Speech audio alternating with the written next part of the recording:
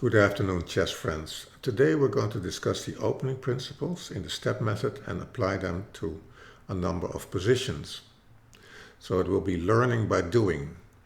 In the step method we have the three golden rules: pawns in the center, develop all your pieces, king to safety. And in addition, the opening is only complete if the queen has found a good square and the rooks are connected. And the idea is, if you're the first to complete the opening, you can start attacking, open the position and find concrete attacking targets. And your army is at full force. If your opponent brings out the queen early, we can attack it with a minor piece and that queen has to retreat and we have gained time in our development. If your opponent moves a piece several times in the opening, then it is inefficient and we will be the first to complete our opening. So with that, let's go to the examples. And this will be a kind of multiple choice. So you see in green, you see the three arrows. And those are the three candidate moves. So we have knight c3, c3 and bishop d2. So what is, according to you, the best move in the position? c3, knight c3, bishop d2. So bishop d2 and knight c3 are not bad moves. But c3, right, forces one of the opponent's pieces, which was developed, backwards. So probably this bishop will go to a5 to pin the pawn on c3, and you could say, yes, but now the knight on b1 can no longer go to c3. But look what happens, right? If we just develop naturally, now we have an attack on the bishop on a5 and the pawn on e5, and white is better. So you can see what happened is we were able to attack the bishop with a pawn. The bishop had to move for a second time, and again we attack with a minor piece, and by attacking we develop our knight to c4, and we are attacking a developed piece of our opponent. So second position, we have three moves: knight d5, bishop e3, queen g3. What do you think is the right continuation? So white is almost developed, right? But the bishop has not found a good place, the bishop on c1. So from a development perspective and the opening principles, bishop e3 would be a good move. But we have to be flexible, and if we have major material gains and we get a big advantage by violating the principles, we have to do so. So in this position, right, if we evaluate the position, queen g3 is a double attack on g7 and e5 and wins material immediately. So there are opening principles, but we can violate them if they immediately lead to a big advantage. Let's have a look here. Again, we have three moves. We have bishop g4, knight e7 and bishop g7. Which move would you choose? We have bishop g4, knight e7, bishop g7, so black is to move. So let's start with a simple one. After knight e7, can you find the winning continuation for white? So knight e7 is a major blunder, because after knight e7 there is knight f6 mate. So that is definitely not the right move. And now we see, if black would play bishop g4, they would be moving a piece for a second time in the opening. And So the best move here is bishop g7 to get control over the f6 square and to develop a piece. And bishop g4 would be moving one piece for a second time in the opening. And white can already start being aggressive, right? Get more control over the center. And after e takes d4, queen takes d4, the knight on c6 is pinned to the king. And white is attacking the rook on h8. After d4, if black would take here, we take back with the queen, and we are not afraid for this temporary loss. And you can see that with every move, we are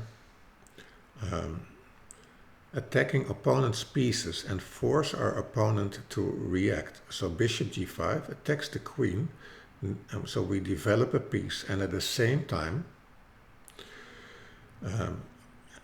we are forcing our opponent to defend. So the opponent is not developing and we are developing.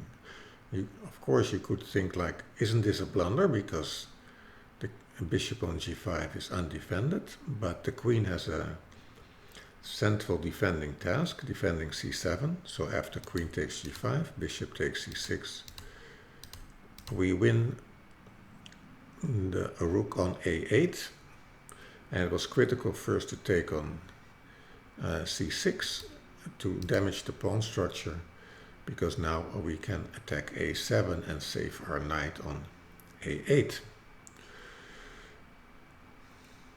So let's go to the next position. So in this position there are three moves given: queen d2, bishop takes d4, and g3. Again, g3 is a major blunder. Can you see why? Check the checks, check the captures. After g3, again there's a mate in one with knight f3. So that's definitely not a good move. So the best move here is just, of the three that are mentioned, is queen d2 to prepare a long castle. Because giving up the bishop pair is worth 6.5 versus, so two bishops is 6.5, and a knight and a bishop are 6. So this is not a profitable exchange. And also this knight has difficulty, the knight on c3. If it goes back to b1, of course, it becomes very passive. We cannot go to b5 because of queen a5 with the double attack, the king on e1 and the knight on b5. And also on d5 it continues to be chased. And if we look at this position, you can see that black has better control over the center, and it has the bishop pair, and is much better. So queen d2 is the best move of the three moves given. In this position, black is to move. We have knight d4, bishop e6, or knight f6. Knight d4, knight f6, or bishop e6. What would you play?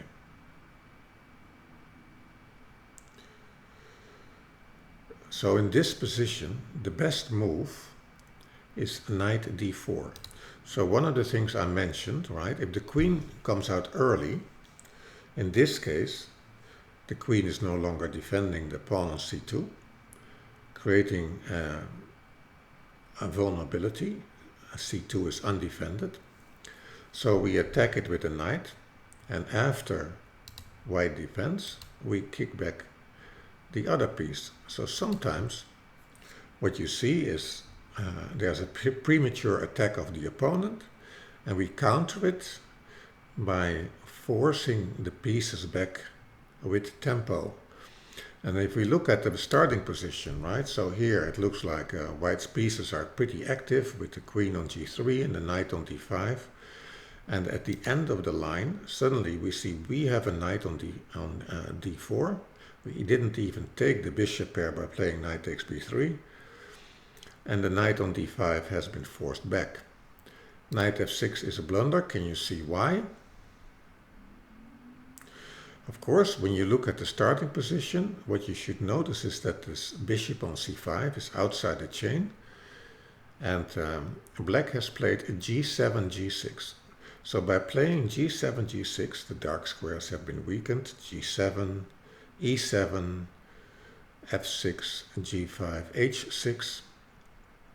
And we can take advantage of it by playing bishop g5, pinning the knight, and black loses a piece.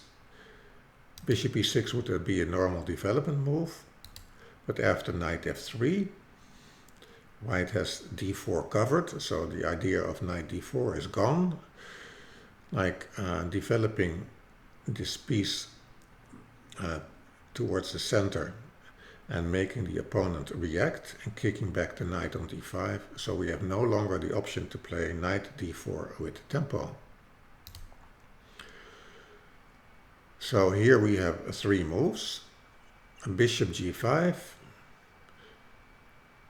knight g5 or castle short. Bishop g5, bishop e7 is equal. After castle, black would play knight a5, gaining the bishop pair, right? So that's worth moving a piece for the second time in the opening. So often you see in the Ruy Lopez and in the Italian game that white plays c3, so this bishop can retreat to c2 and is not lost. But if white does not play c3 but castle, then we can capture the bishop on the next move. But in this case we can violate the principles again, because after knight g5, the pawn on f7, which is notoriously weak in the opening, can no longer be defended, right? And you see, of course, normally the knight on g6 is on f6, and there's a possibility to play d5, but here black has played knight e7, knight g6. That option doesn't exist, and white is better and is allowed to violate the opening principles, because it leads to a major gain by immediately attacking. So here we have three moves given: knight f6, knight takes d4, or queen f6. So three moves. So after queen f6, right, black would bring the queen out early, attack the knight on d4 for a second time, but it also leaves a pawn undefended. And we saw it in reverse in the previous, in one of the previous positions where black played knight d4. In this case, we can play knight b5, attacking the c7 pawn, that's undefended. The queen can retreat, but if black insists and plays king d8, we can actually take the pawn here because we have this double attack. So you can see again that bringing out a major piece early often leads to vulnerabilities, because it can be attacked or it leaves other pieces undefended. And knight takes d4, queen takes d4 would release the tension, but look at the development of the pieces. Black does not have any pieces developed, and white has two pieces developed, and white is better. So best is here to play knight f6 and just develop a piece of the three options that were given.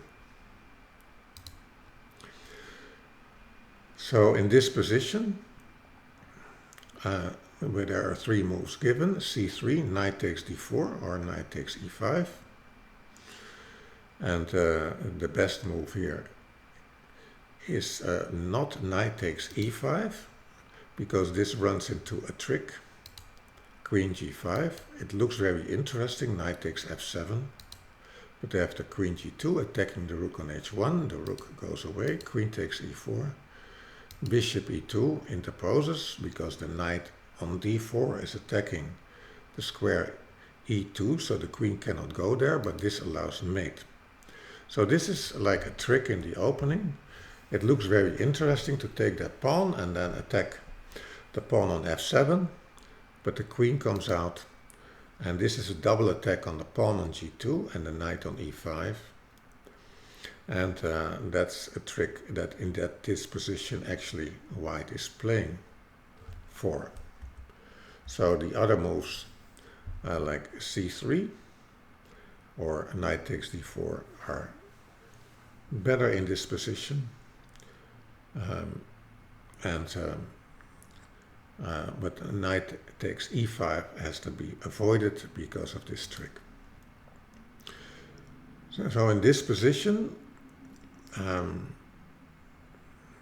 white has 3 moves given: d3, queen e2, or queen f3. And this is, of course, it comes from Petrov, where both players took the pawn on e4, and after queen e2, of course, the idea is that if this knight moves, we have a discovered attack, winning the queen. The queen can interpose, and then we take it with the knight, and if the bishop interposes, we also take the queen. So this is the threat. And so what black can do is follow basically white's path. But this, of course, you can see white is up a pawn in this position. So d3 is just too mellow, and we get a very symmetrical position. And we're not taking advantage of the inaccuracy of black of taking the pawn on e4. And after queen f3, this is a double attack. Whenever there's a double attack, the first thing you check is, can one of the targets defend the other target? The pawn on f7 cannot defend the knight on e4, but the knight on e4 can defend the pawn on f7. So we play knight g5, defending f7, attacking the queen.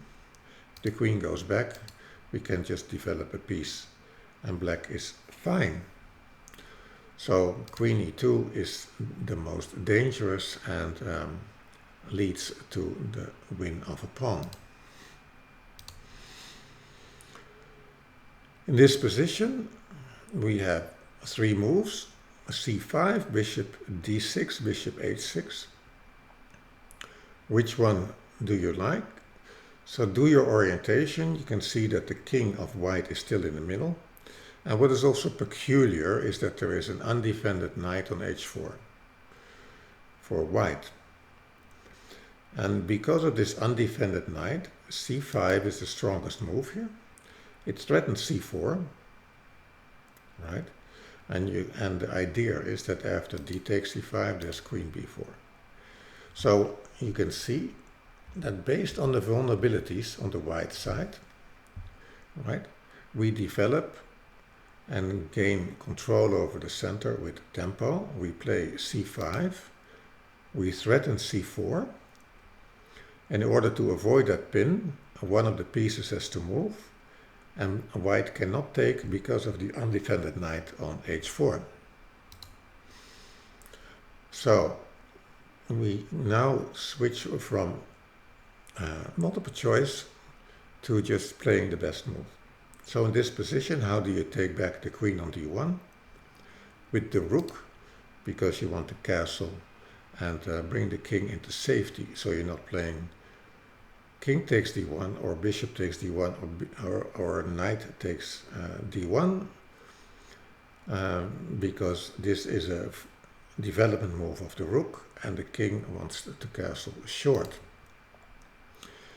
In this position, again, we see that the queen of the opponent came out early.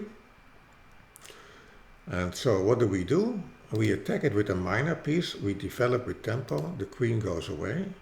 And again, we play bishop d2 and setting up a discovered attack on the queen on a5. And by unpinning, we threaten to play e4 in this position, attacking the bishop again and gaining additional control over the center. So you can see, like with every move, that we are, right? So I'm just, let me just show, right? So after, for instance, knight f6, e4, right? The bishop cannot take, the bishop goes away, and now we have a discovered attack. And if you can see that the queen is in a big trouble because all the squares where the queen can go have already been taken. And let's look at this position. What strikes you as peculiar in this position? Black developed their knight to a6, so the knight is on the rim. It's one time attacked, one time defended, so the power balance of the knight on a6 is 0. And we can attack it one more time, because it is as if it's an undefended piece, by queen e2. So again, we develop one of our pieces, give the queen a useful square, and force the opponent to react. So we are gaining in our development, and we force our opponent to react, and our opponent is not developing. And you can see the knight cannot go to b4, cannot go to c5. You don't want to tie up the queen by playing queen c8, so the knight has to retreat. And now again, right, we attack the knight on f6, and again we activate the knight of f3 to e5 and attack the queen. So all these moves that we played, queen e2 attacks the knight has to retreat, e5 attacks the knight on f6, black has to respond, knight takes e5, the queen on d7 is under attack, the queen has to respond. This is a way to gain time in the opening and to be the first to complete the opening. In this position, how do we continue? Right, so we play d takes e5, and in this position, right, if black takes back the pawn on e5, we take the queen on d8 followed by knight takes e5. So black feels forced to take the knight, but you can see we are threatening mate in 1 on f7, and we developed 2 pieces and black has not developed any pieces. And after queen f6, queen b3, we are attacking the pawn on b7. We gain the bishop pair, and white is better.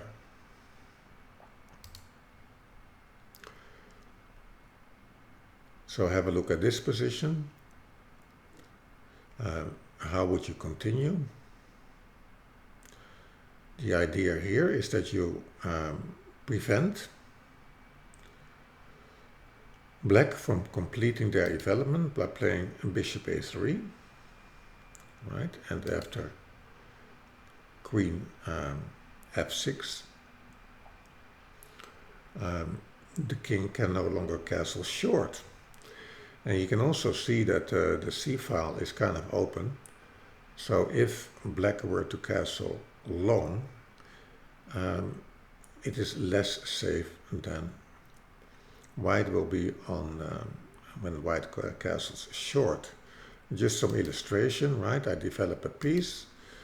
Black makes their intent clear, wants to castle long. We grab more space in the center. And now we don't want to play the knight to e5 where it can be taken by the other knight. So first we take here. And you can see what I was referring to, that when you think about the attack, that the black king is relatively unsafe compared to the white king. So we prevent the natural development of our opponent, and at the same time we are developing one of our own pieces. Another example of the vulnerability of the square f7.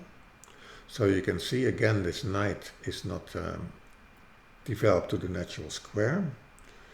And of course also black played already d6.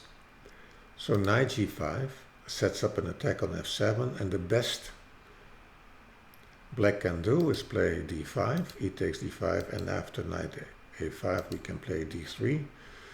White is better, has won a pawn and is stable.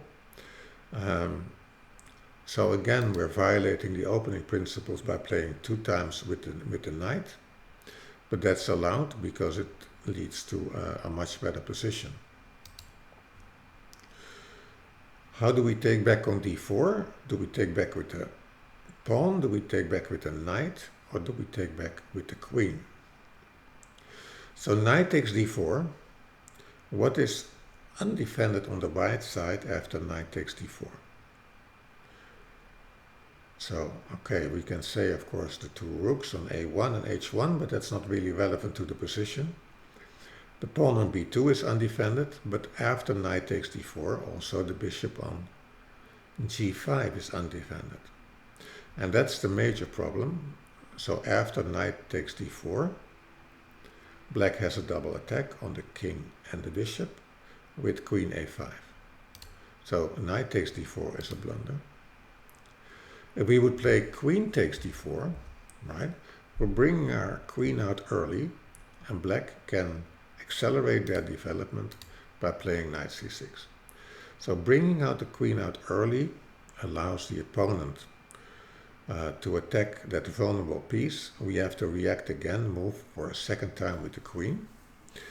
And in the meantime, black is working on completing their development. So the best move here is to take back with the pawn. This is similar to a position we saw before. And we see here this discovered attack with the bishop on d2. So a lot of players, when they see this for the first time, they said, okay, I'm going to play e3 and then bishop e2 and castle short, or I'll play rook c1. But we can take advantage of the fact that this queen came out early.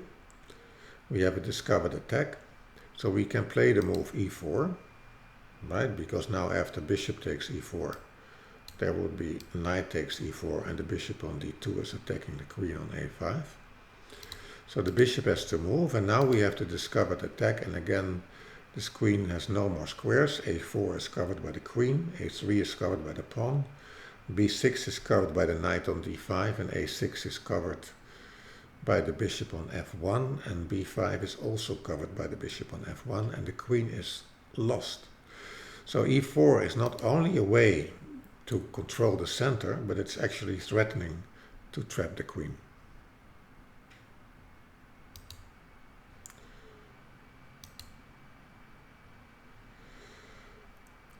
So last example, black is to move. What would you play here? Again, black would play here d5, and like what we saw before, d5 is threatening d4 with a double attack of the pawn on the knight on c3 and the bishop on e3. And you could say, okay, I cannot allow that, so let me take. And now the queen comes out, and you see there's an attack on b2, an attack and a threefold attack on the pawn on d4. So you can see that this d5 is very powerful. Black takes control over the center and combines it with a threat that white has to react to. So I hope you enjoyed these examples. This is opening basics, and you saw in practice the 3 golden rules. And of course you know those, like pawns in the center, king to safety, develop all your pieces. But I also hope that you got a feeling for this metaphor that I use, like your pieces are an army and you have to mobilize them as efficiently as possible. And the way to do that is by, for instance, attacking your opponent and while developing one of your own pieces. You also saw if your opponent attacks you prematurely or with the queen, that you can gain time on your opponent by forcing their pieces back, by attacking the queen with a minor piece, and by doing so you will be the first to complete your development, and then you can start a real attack. Thank you. I hope you enjoyed this video.